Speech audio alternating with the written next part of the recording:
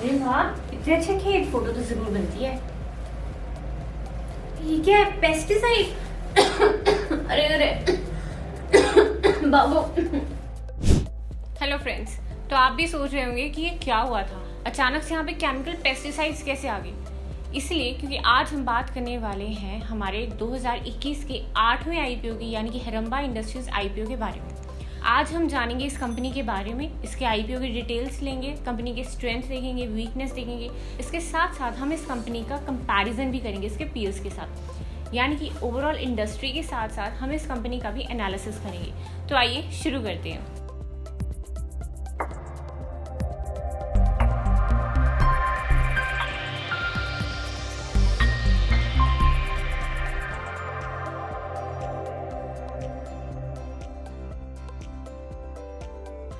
हिरंबा industries 1996 में establish हुई थी और ये क्रॉप प्रोटेक्शन कंपनी है जो मैन्युफैक्चर भी करती है, एक्सपोर्ट भी करती है, प्लस ये मार्केटिंग भी करती है, यानी कि 3 चीज़ें करती है। इसके साथ ही ये ऐसी कंपनी है जो आपको बहुत ही घरेलू प्रोडक्ट्स देगी।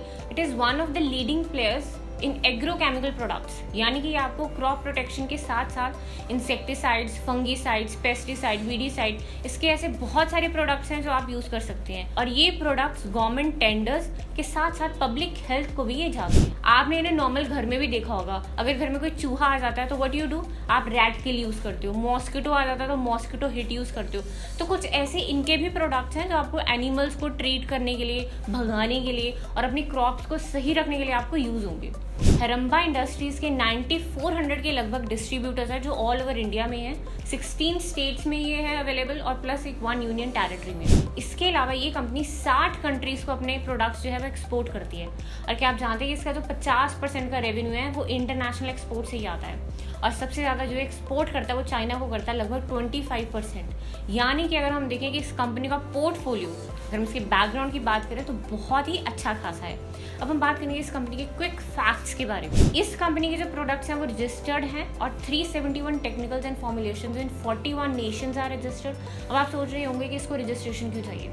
फॉर एग्जाम्पल डिजिटल ब्लॉगर में आप डीमैट अकाउंट खुलवाते हैं या आप हमारा ऐप पे भी यूज़ करते हैं, तो आई डोंट थिंक कि उसके लिए हमें रजिस्ट्रेशन चाहिए होगी। बट आप जहाँ पर ऐसे पेस्टिसाइड्स सप्लाई कर रहे हैं, आप ऐसे फंगीसाइड्स को एक्सपोर्ट कर रहे हैं, तो वहाँ पे registration is very much important. तो ये ऐसी फर्म है जहाँ पे आपको रजिस्ट्रेशन मिलेगी। इसके अलावा ये कंपनी बहुत सारे अवार्ड्स और रिकॉग्निशंस पा चुकी है, यानी कि इसकी परफॉर्मेंस जो है वो इंडस्ट्री में अच्छी रह चुकी है। ये कंपनी ISO सर्टिफाइड है, यानी कि इसके प्रोडक्ट्स जो है वो सर्टिफाइड हैं। इसके अलावा इस कंपनी का खुद का इन house research and development facility है, यानी कि कंपनी किसी भी थर्ड पार्टी के पास नहीं जाते अपने प्रोडक्ट्स को फॉर्मुलेट करने के लिए। ये कंपनी 3 वेरिएशंस में काम करती है, इंटरमीडिएट, टेक्निकल, फॉर्मुलेशंस। अभी जो 3 चीज़ें हैं हर कंपनी में नहीं मिलेंगी, या किसी कंपनी के पास सिर्फ एक होगी या कंपनी के पास ये तीनों की 3 होंगी। अब अगर हम बात करें इंटरमीडिएट की, तो इंटरमीडिएट ऐसे प्रोडक्ट्स होते हैं जो हम रॉ मटेरियल भी कह सकते हैं, या ऐसे जो हमारे नेक्स्ट स्टेज में यानी कि हमारे टेक्निकल्स में यूज़ होंगे। अब ये बन जाते हैं हमारे इंटरमीडिएट। अब जो टेक्निकल्स में आ चुके हैं, जो बनकर यहाँ से प्रोसेस होकर टेक्निकल्स में आ चुके हैं, वो ऐसे प्रोडक्ट्स होंगे जो बिल्कुल हमारे पास नॉन डिल्यूटेड है, मतलब कि हम इन्हें यूज़ कर सकते हैं। बट ऐसा नहीं होता, हम उन्हें यूज़ नहीं करते, बिकॉज अगर हम इन्हें यूज़ करेंगे किसी क्रॉप में तो शायद हमारी सारी की सारी क्रॉप खराब हो जाए, या अगर हम इन्हें यूज़ करेंगे घर में मॉस्किटो हिट की तरह, तो शायद हम भी मॉस्किटो ही बन जाएंगे जो हिट हो चुका है। बट ऐसा नहीं है। इसके लिए होता है हमारे पास 3 stage, that is formulations. Formulations में क्या होगा कि ये जो हमारा टेक्निकल वाला टर्म है ना, इसको ये डिल्यूटेड फॉर्म में दे देगा, यानी कि इसमें 2% हम कह सकते हैं टेक्निकल होगा और जो बाकी का हमारा 98% है वो डिल्यूशन होगी, ताकि अगर हम इसे यूज़ भी करें तो वो जो मॉस्किटो हिट है वो हमारे पे काम ना करे, मॉस्किटो पर ही करे। तो ऐसे ये 3 स्टेजेस से ये गुजरता है। इसके साथ ही साथ it is one of the leading players of domestic synthetic pyrethroids. अब आप पायरोथ्राइड सोचेंगे क्या होते हैं, वो होते हैं cypermethrin, delta cypermethrin, permethrin and alpha cypermethrin. इसके अलावा बहुत सारे होते हैं ये जो कंपनी प्रोड्यूस करती है। अब हम बात करेंगे इस आईपीओ के डिटेल्स की। फ्रेश इशू है इसका 60 करोड़। अगर हम एक इक्विटी शेयर की बात करें देन दैट इज 626 to 627 रुपी पर इक्विटी शेयर। आईपीओ की जो डेट है वो है 23 फरवरी और ये 2 दिन तक चलेगा, यानी कि 25 फरवरी तक ये चलेगा। एक लॉट में मिनिमम 23 शेयर्स हैं, यानी कि आपको लगभग 14,390 तक की मिनिमम इन्वेस्टमेंट इस आईपीओ में करनी पड़ेगी। अब हम बात करते हैं इस कंपनी के प्रमोटर्स की। इस कंपनी के 2 प्रमोटर्स हैं जिनका नाम है सदाशिव के शेट्टी और रघुराम के शेट्टी। अब हम बात करेंगे इस कंपनी के ऑब्जेक्टिव्स की। हमने पिछले कुछ IPO जो आए थे मार्केट में, हमने देखा था कि वो कंपनीज अपने डेट क्लियर करने के लिए आई थी, बट ये ऐसा कंपनी नहीं चाहती है। इस कंपनी के कुछ अपने गोल्स हैं, ये अपना जो टारगेट है उसे अचीव करना चाहती है। ये कुछ पैसे जो है वो अपने वर्किंग कैपिटल में यूटिलाइज करेगी और इसके कुछ फ्यूचर गोल्स हैं जिनमें ये इन्वेस्ट करना चाहती है। अगर आपको इसके अलावा और भी जानकारी चाहिए तो हमारे नीचे दिए लिंक पर ज़रूर क्लिक कीजिएगा, उसमें आपको पूरी इन्फॉर्मेशन मिलेगी। अब हम बात करेंगे इस कंपनी की फाइनेंशियल रिपोर्ट्स की। यहाँ पर हम 2019 और 2020 के बीच में कंपैरिजन करेंगे इस कंपनी के टोटल एसेट्स का, टोटल इनकम का, टोटल एक्सपेंसेस का और इसके साथ साथ प्रॉफिट आफ्टर टैक्स का। 2018 में इस कंपनी के कुल एसेट्स जो थे वो ₹450 करोड़ थे और 2020 में इसके ₹624 करोड़ एसेट्स रह गए, यानी कि 200 करोड़ के लगभग इन्होंने इंप्रूवमेंट किया है। तो अगर हम CAGR के अकॉर्डिंग देखें तो उन्होंने 11.52% की यहाँ पर इम्प्रूवमेंट दिखाई है 2 सालों में, which is actually a good thing.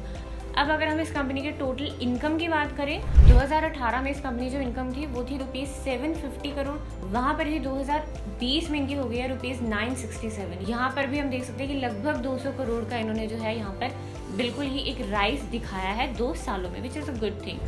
इसके साथ साथ कंपनी के एक्सपेंसेस भी बढ़े हैं। ऑब्वियसली बात है, अगर इनकम बढ़ी है, सर्च बढ़े तो एक्सपेंसेस भी बढ़ेंगे। 2018 में इस कंपनी के एक्सपेंसेस थे 674 करोड़ और यहाँ पर ये 2020 में हो गए थे ₹839, यानी कि यहाँ पर भी 200 करोड़ तक का इन्होंने जो राइज है वो यहाँ पर देखने को मिला था।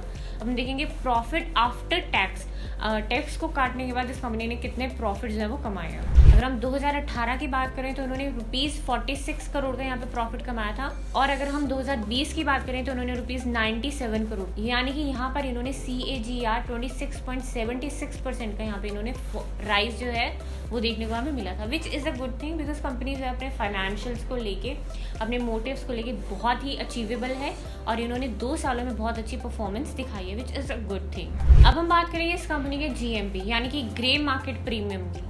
इस कंपनी का जो ग्रे मार्केट प्रीमियम जो अभी चल रहा है वो है 200 से लेकर 220 तक का चल रहा है। अब हम बात करेंगे इस कंपनी के मैन्युफैक्चरिंग प्रोसेस की।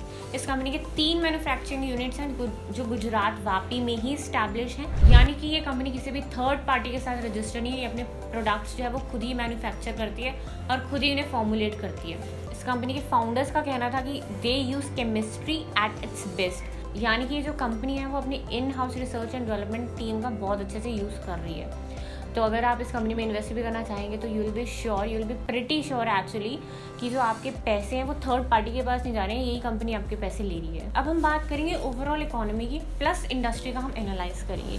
अगर हम 2014 से 2019 की बात करें तो जो इंडियन पैराथ्रॉइड्स है उसमें CAGR 7.6 का ग्रोथ दिखा है, यानी कि लगभग $110 मिलियन का, which is a plus point, यानी कि इंडस्ट्री जो है वो ओवरऑल इंप्रूव कर रही है। अब यहाँ पर एक और चीज़ भी आ जाती है that India is the 4th largest producer of crop products. अब इसमें आपको पता है कि फर्स्ट सेकंड थर्ड कौन है, तो इसके साथ साथ इंडिया भी है, यानी कि हमारी जो परफॉर्मेंस है और हमारी जो डिमांड है वो भी अच्छी है। अब हमारे पास थर्ड पॉइंट क्या आता है जब हम इकोनॉमी का एनालाइज करते हैं कि पॉपुलेशन हमारी बढ़ रही है, पॉपुलेशन बढ़ रही है, हमारी डिमांड भी ज़्यादा है, हमें खाना भी चाहिए। अब अगर खाना चाहिए तो फार्मर जो है वो क्रॉप्स उगाएंगे, क्रॉप्स को सही रखने के लिए they need pesticides, they need insecticides, तो यहाँ पर ये भी डिमांड बढ़ रही है। तो यानी कि एक तरफ हम फार्मर्स की भी ज़रूरतों, एग्रीकल्चर की डिमांड को देखकर भी अगर हम देखें तो ये श्योर है कि इंडस्ट्री में इसका जो ग्रोथ है वो हमें देखने को मिलेगा ही। जहाँ पर ये कहा गया था कि 2019 में जो इसकी राइज है वो हमें $110 मिलियन दिख रही है, वहाँ पर ही 2025 में ये बोला गया है, ये रिसर्चर्स का कहना है कि 2025 में इसकी जो इम्प्रूवमेंट है वो $205 मिलियन हमें दिखेगी, यानी कि इतनी डिमांड भी आएगी और इतना जो है वो ग्रोथ हमें इस इंडस्ट्री में देखने को मिलेगा। अब हम यहाँ पे एक पेयर एनालिसिस करेंगे। आपको यहाँ पे अगर आप यहाँ पे चार्ट देख सकते हैं तो आपको एक चार्ट में हमें यहाँ पे दिखाया हुआ है। यहाँ पे हमने 4 कंपनीज ली है, हरम्बा इंडस्ट्रीज ली है, रैलीज इंडिया लिमिटेड लिया है, सुमितोमो केमिकल इंडिया लिमिटेड लिया और भारत रसायन लिमिटेड लिया। अब इस कंपनी के हम लोग 4 चीज़ें देखेंगे, face value, PE ratio, EPS, RONW और NEF पर शेयर। PE आपको पता है प्राइस टू अर्निंग्स रेशो है, EPS हमारा अर्निंग्स प्राइस सेल्स है और हमारा RONW यानी कि रिटर्न ऑन नेट वर्थ। तो हम शुरू करेंगे हरम्बा इंडस्ट्री से। अगर आप हमारे चार्ट में देख सकते हैं तो PE रेशो अगर हम देखें तो इसका सबसे ज़्यादा कम आ रहा है 25.0, which is a plus point इस कंपनी का। और अगर इसके सेकंड में अगर हम देखें तो दैट इज़ भारत रसायन limited, that is on 26th, यानी कि हम देख सकते हैं कि कंपनी PE रेशो के मामले में बहुत अच्छी है। अगर हम EPS की भी बात करें तो ये कंपनी सेकंड नंबर पर है, पहले नंबर पर है हमारे पास भारत रसायन लिमिटेड, जो कंपनी बहुत आगे है जिसको नहीं बीट कर सकते। बट हाँ, ओवरऑल अगर हम देखें इन चारों कंपनी में से जो हरम्बा है that is on second position in terms of EPS। RONW की अगर हम बात करें तो वहाँ पर ये कंपनी जो है वो हमारे फर्स्ट नंबर पे आ रही है, दैट इज़ 30.5%, जो कि अच्छा रेशियो ये दिखा रही है यहाँ पर। अगर हम NAV की बात करें तो यहाँ पर भी ये कंपनी जो सेकंड नंबर पे आ रही है, फर्स्ट नंबर पे हमारी भारत रसायन लिमिटेड। अब हमें यहाँ पर इस टेबल से पता क्या लग रहा है कि कंपनी या तो ये फर्स्ट पर है या ये कंपनी सेकंड में है, यानी कि इसकी जो ओवरऑल इंप्रूवमेंट है, ओवरऑल परफॉर्मेंस है इस कंपनी की वो बहुत अच्छी चल रही है। अगर इन रेशियोज़ की बात को लेकर हम देखें तो कंपनी बहुत अच्छी इंप्रूवमेंट जो है वो कर रही है। इसके साथ ही साथ इस IPO में इन्वेस्ट करने के बहुत सारे रीजंस हैं, बहुत सारे एडवांटेजेस हैं जो हर बिडर को, हर सब्सक्राइबर को जरूर जानने चाहिए। And that is one of the reason कि इस कंपनी के मैनेजमेंट जो है वो बहुत एक्सपीरियंस्ड है। सेकेंड कि इनका मैन्युफैक्चरिंग यूनिट या इनका जो प्रोडक्शन होता है वो सारा कंपनी के अंदर ही होता है, यानी कि थर्ड पार्टी यहाँ पे कोई भी नहीं है। फोर्थ, यहाँ पर आपको मिनिमम इन्वेस्टमेंट जो है वो 14,000 तक की करनी पड़ती है, जो कि एक बहुत कन्वीनियंट और बहुत ही अफोर्डेबल है। देन द फोर्थ पॉइंट, ये जो कंपनी के प्रोडक्ट्स हैं ये नेचुरली ही मिलते हैं, बहुत ही कॉस्ट इफेक्टिव है, बायोडिग्रेडेबल है, यानी कि अगर कल को कोई भी गवर्नमेंट का प्लान आता है, पॉलिसी आती है, वी आर प्रिटी श्योर कि इस पर इस कंपनी का कोई भी इफेक्ट नहीं पड़ेगा, बिकॉज ये कुछ भी ऐसा नहीं बना रही जो नॉन बायोडिग्रेडेबल हो नेचर में।